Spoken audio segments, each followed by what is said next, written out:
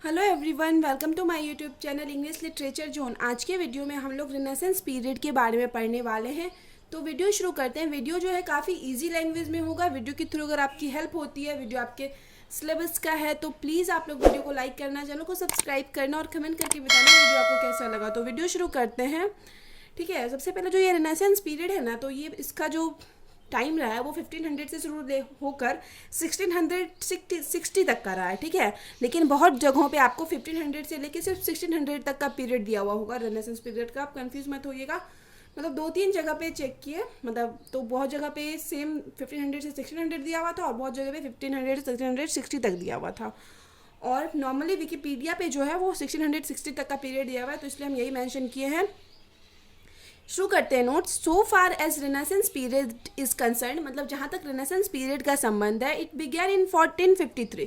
इसको शुरुआत जो है 1453 में ही हो जाती है, बट इट्स इफेक्ट, लेकिन जो इसका असर है on English life and literature, अंग्रेजी मतलब अंग्रेज़ों के लाइफ पे, इंग्लिश लाइफ पे और इंग्लिश लिटरेचर, अंग्रेजी साहित्य पे, वॉज फेल्ट आफ्टर 1500। वो अनुभव किया जाता है किसके बाद? 1500 के बाद। For this it is generally accepted, इससे यही कारण है कि ऐसा मतलब माना जाता है, स्वीकार किया जाता है, that the Renaissance period start with the beginning of the 16th century. कि रेनेसेंस पीरियड जो शुरू होता है वो 16th सेंचुरी के स्टार्ट से शुरू होता है and continue till the restoration period, और रेस्टोरेशन पीरियड तक कंटिन्यू रहता है। It is a clear line between middle and the modern English literature. यह एक क्लियर लाइन है किसके बीच में? मिडिल इंग्लिश के बीच में, मिडिल इंग्लिश लिटरेचर और मॉडर्न इंग्लिश लिटरेचर के बीच का एक लाइन है। क्योंकि मतलब सबसे पहले जो है एंग्लो सेक्शन पीरियड आता है, जिस पे कि हम ऑलरेडी वीडियो अपलोड कर रखे हैं, और सेकेंड ये रेनेसेंस पे कर रहे हैं, उसके बाद मिडिल इंग्लिश पे भी करेंगे। तो सबसे पहले आ गया एंग्लो सेक्शन पीरियड, सेकेंड आता है मिडिल, फिर रेनेसेंस और फिर ये मॉडर्न इंग्लिश पीरियड। तो ये जो रेनेसेंस है वो दोनों के बीच एक लाइन का काम करता है। द वर्ड रेनेसेंस, जो वर्ड है हम लोग का Renaissance, is derived from the Italian, ये इटालियन वर्ड से लिया गया है जो कि है रिनेशिटा, मीन्स रीबर्थ, जिसका अर्थ होता है रीबर्थ यानी पुनर्जन्म। द फ्रेंच हिस्टोरियन, फ्रेंच के जो इतिहासकार हैं, Jules Michelet used renaissance for the first time. Renaissance word का पहली बार यूज़ करने वाले कौन थे? जूल्स मेसलेट थे, जो कि फ्रेंच के इतिहासकार हैं। Italy was the cradle of renaissance. तो रेनेसॉन्स का जो शुरुआत हुआ वो इटली से हुआ। ठीक है, इसके लिए क्रेडल इट मीन्स पालना कहा गया है। इट बिगैन इन इटली, इसकी शुरुआत इटली में हुई। In the 14th century, 14th century में spread to England by the 16th century, 16th century तक यह पूरे इंग्लैंड में फैल चुका था। And indeed in the mid 17th century, और मिड 17th सेंचुरी आते आते ये खत्म भी हो जाता है। The period of 160 years it subdivided into 2 ages according to the age के अकॉर्डिंग जो है रेनेसेंस पीरियड को 2 भागों में बांटा गया है। कौन कौन सा? एलिजाबेथन एज जो कि 1558 से 1603 तक रहा है, और प्यूरिटन एज जो कि 1620 से लेके 1660 तक रहा है। ठीक है, ये जो एलिजाबेथन एज है ना, इसका एज भी आपको हर जगह अलग अलग मिलेगा। तो यहाँ तो हम 1558 से लेके 1603 तक मेंशन किए हैं, लेकिन ये जो बुक है विलियम जे लॉन्ग की हिस्ट्री ऑफ इंग्लिश लिटरेचर की है, तो इसमें जो है एलिजाबेथन एज दिया हुआ है 1550 से 1620 तक का दिया हुआ है। तो ये भी अलग अलग कहीं बहुत जगहों पे मिलता है।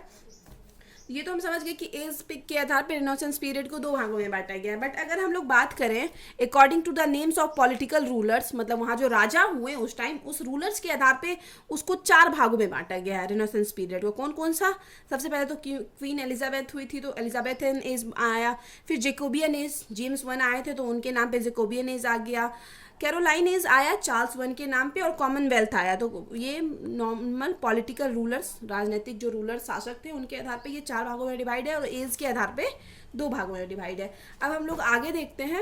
सबसे पहले है द एलिजाबेथन एज। तो एलिजाबेथन एज के बारे में हम लोग डिस्कस करेंगे। उस टाइम जो मतलब ऑथर हुए और उसका जो लिटरेरी फीचर्स हैं क्या है एलिजाबेथन एज का, वो भी डिस्कस करेंगे। तो अगर आपको एलिजाबेथन एज को डिस्क्राइब करना हो तो एलिजाबेथन एज में आप क्या कर सकते हो, ये इंट्रोडक्शन लिखोगे। उसके बाद सेकेंड में आपको लिखना पड़ेगा ये literary features of the period, और उसके बाद आप पोइट के बारे में मेंशन कर सकते हो, इंपॉर्टेंस पोइट के बारे में। तो आपका 15, 16 या 20 मार्क्स का नोट ऐसे प्रिपेयर कर सकते हो, और एंड में आपको कंक्लूजन लिखना पड़ेगा। तो नॉर्मली हम इसमें डिस्क्राइब किए हुए एलिजाबेथन एज के बारे में 2-3 पेज में, क्योंकि हम नॉर्मली फोकस कर रहे हैं रेनेसेंस पीरियड को पढ़ाने पे यहाँ पे। तो जो है the age is named after Queen Elizabeth 1। तो इस एज का जो नाम रखा गया क्वीन एलिजाबेथ 1 के नाम पे रखा गया। Who reigned over England from the 1558 to 1603, जो कि इंग्लैंड पे रेंज इट मीन शासन की कब से 1558 से लेकर 1603 तक. This is the most glorious age of English literature. English literature का मोस्ट ग्लोरियस एज माना जाता है, प्रसिद्ध और महान एज माना जाता है एलिजाबेथन एज को. With the accession of Queen Elizabeth one, मतलब जैसे ही Queen Elizabeth one accession it means राजगद्दी पे बैठी, dynastic problems, dynastic it means वंशवाद की समस्या, and political chaos. Political chaos it means एक जो राजनीतिक स्तर पर गड़बड़ी चली आ रही थी, अराजकता चली आ रही थी, कम टू एंड, वो सब एकदम बिल्कुल खत्म होने पे आ गया था.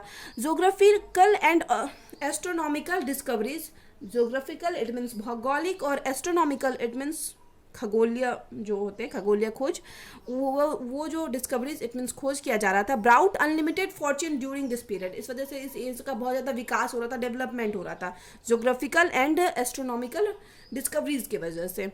Renaissance that had started earlier was now very strongly felt in England.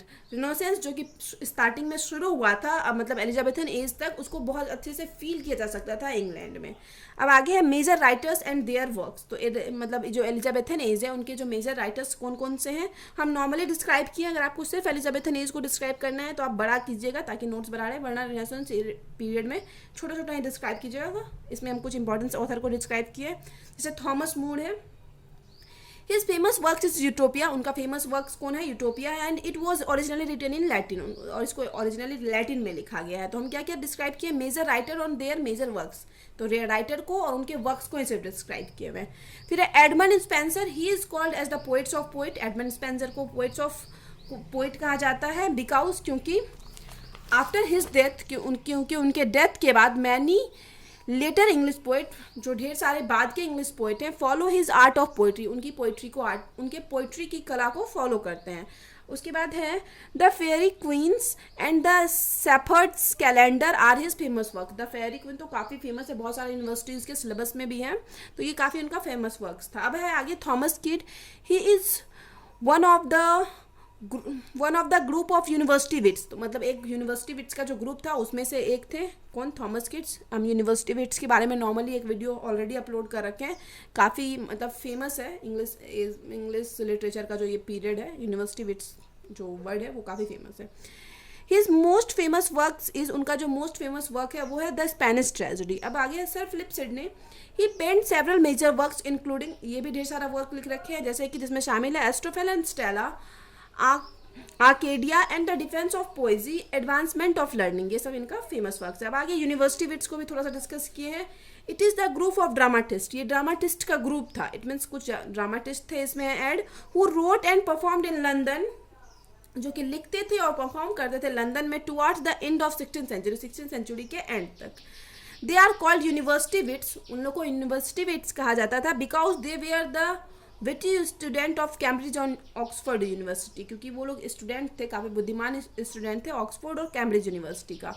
के Christopher Marlowe, Robert Greene, Thomas Nashe, Thomas Lord's,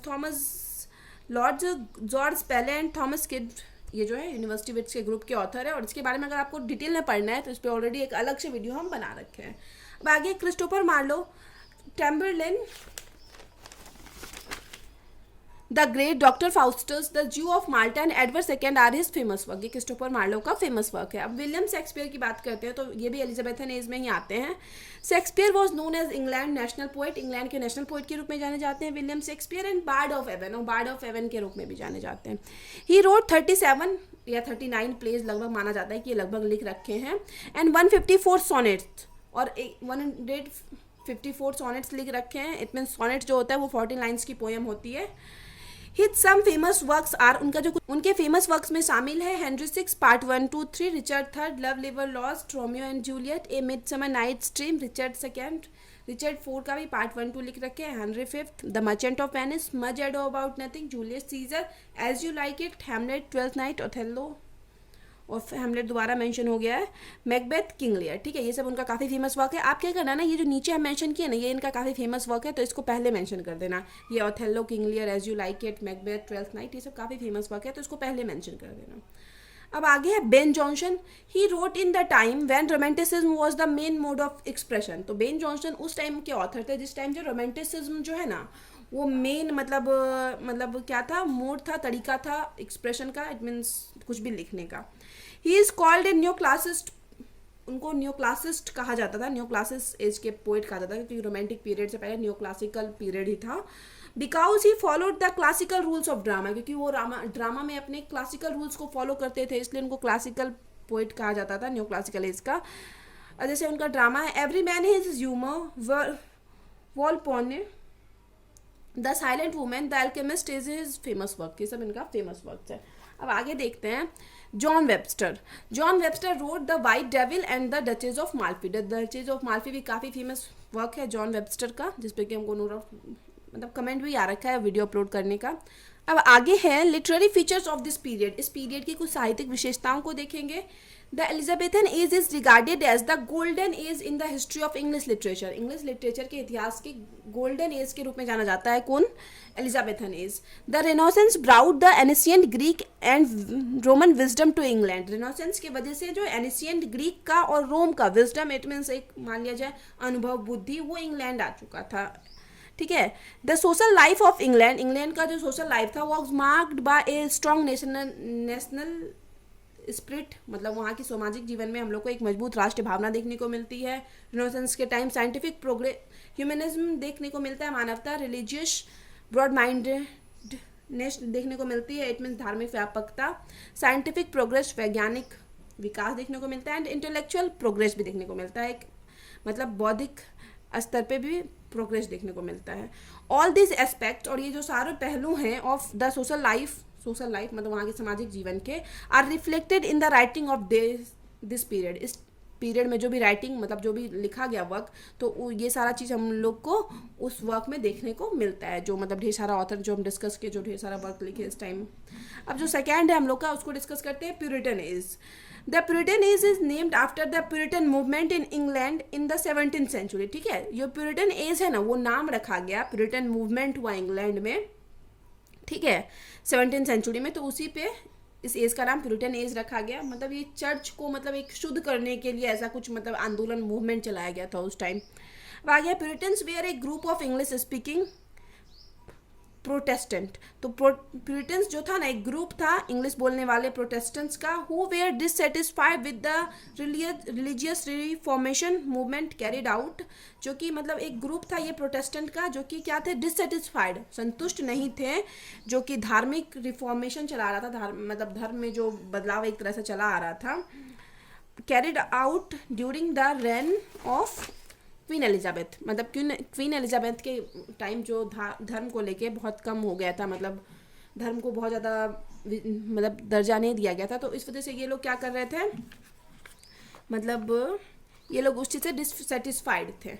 this age is also known as the age of Milton. इस एज को हम लोग as of Milton के नाम से भी जानते हैं, बिकॉज क्योंकि द ग्रेटेस्ट लिटरेरी फिगर, क्योंकि जो ग्रेटेस्ट महान लिटरेरी साहित्यिक फिगर है John Milton was a Puritan. क्योंकि जॉन मिल्टन प्यूरिटन ही थे, जो कि अभी प्यूरिटन एज हम बताएं तो वो प्यूरिटन ही थे, तो इसको इस एज को एज ऑफ मिल्टन भी कहा जाता है.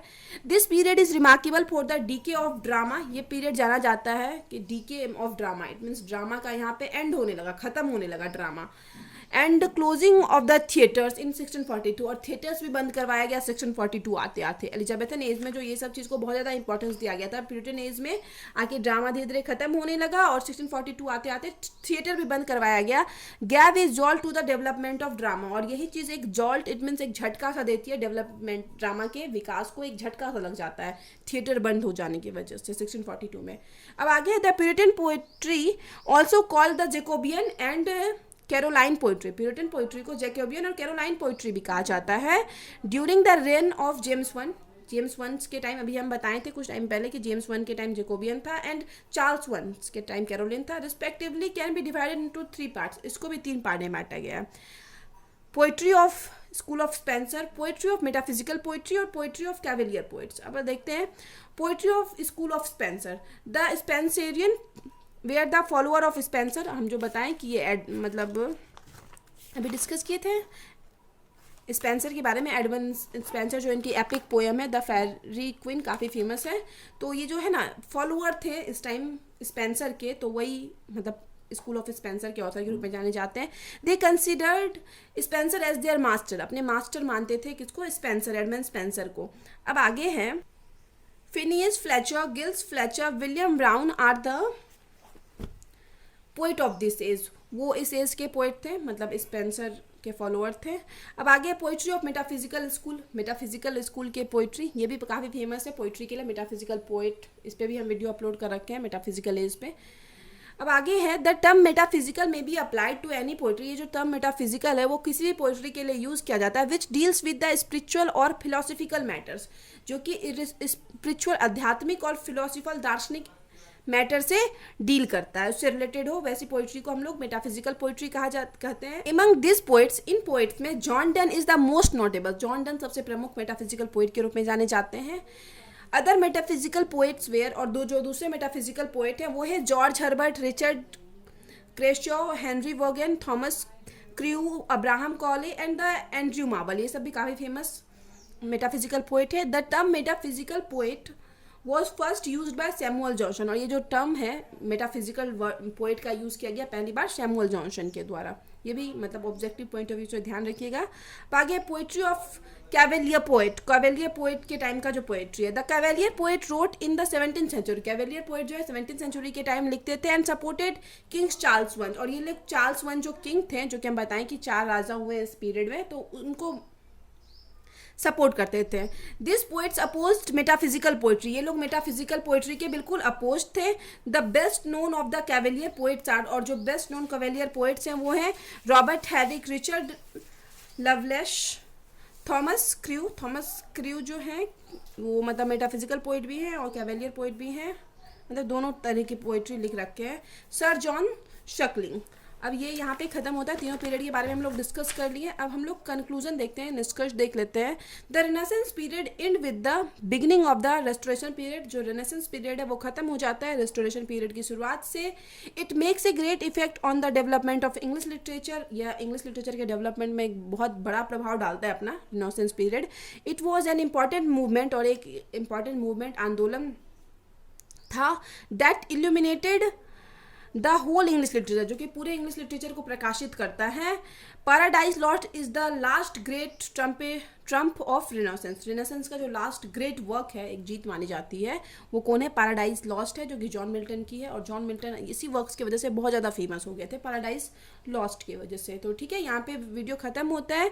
वीडियो के थ्रू अगर आपकी हेल्प हुई, वीडियो आपके सिलेबस का है, तो प्लीज़ आप लोग वीडियो को लाइक करना, चैनल को सब्सक्राइब करना और कमेंट करके बताना वीडियो आपको कैसा लगा.